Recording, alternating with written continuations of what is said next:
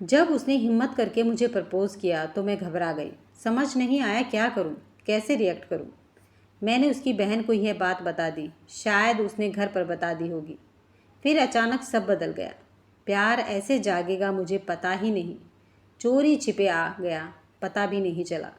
वो लड़का मुझे पसंद करता था, मैं यह जानती थी। पर जब उसने हिम्मत करके मुझे प्रपोज़ किया तो मैं घबरा गई। समझ नहीं आया क्या करूं, कैसे रिएक्ट करूं।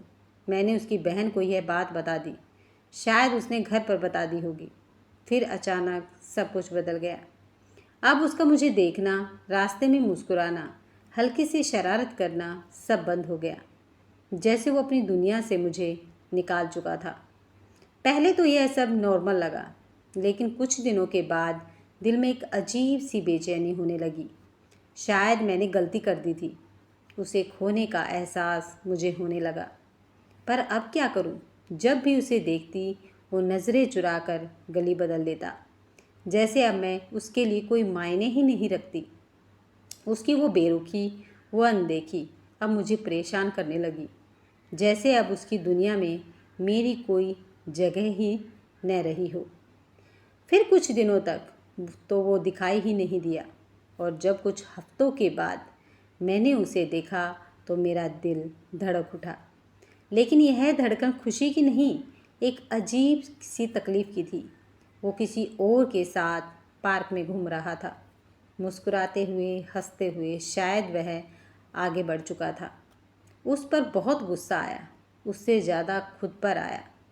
पार्क में उसकी मुस्कान देख मैं सहम सी गई थी। वो किसी और के साथ था और मेरा दिल जैसे बुझ सा गया। लेकिन फिर उसकी नज़र मुझ पर पड़ी। कुछ पल के लिए वो ठिठका, फिर मेरी तरफ बढ़ने लगा। सुनो, वो लड़की बस मेरी अच्छी दोस्त है। उसने जल्दी से सफाई दी, जैसे मैं कोई फैसला सुनाने वाली हूँ। तुम गलत मत समझो, और इस बार प्लीज़ मेरी बहन को मत बताना। पिछली बार मुझे बहुत डांट पड़ी थी। मैंने आंखें सिकोड़कर उसकी ओर देखा। तुम सच बोल रहे हो? उसने सिर हिलाया। हाँ बिल्कुल।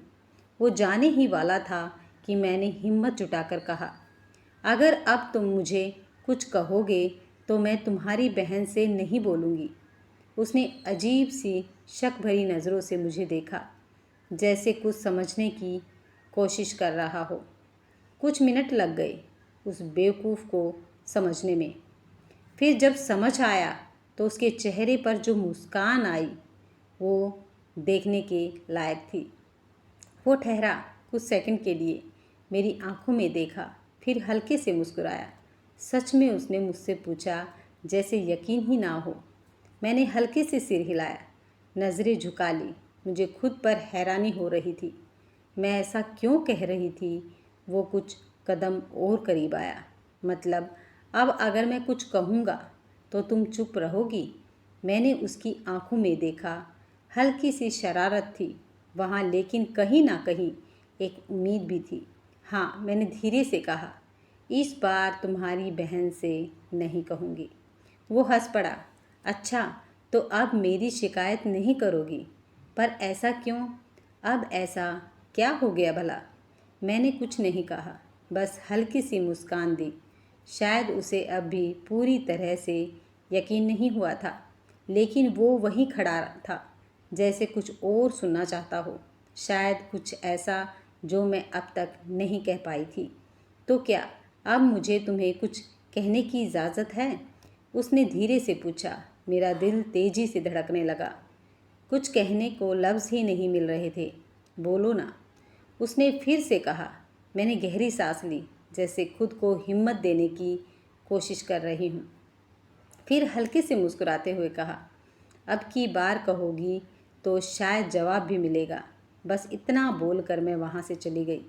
उसकी आंखों में वो चमक फिर से लौट आई थी।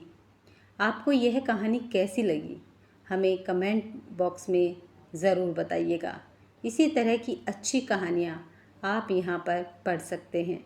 अगर आपको यह कहानी पसंद आई है तो वीडियो को लाइक, शेयर और सब्सक्राइब करना मत भूलिएगा। मिलते हैं नेक्स्ट वीडियो में। तब तक खुश रहिए, मस्त रहिए और स्वस्थ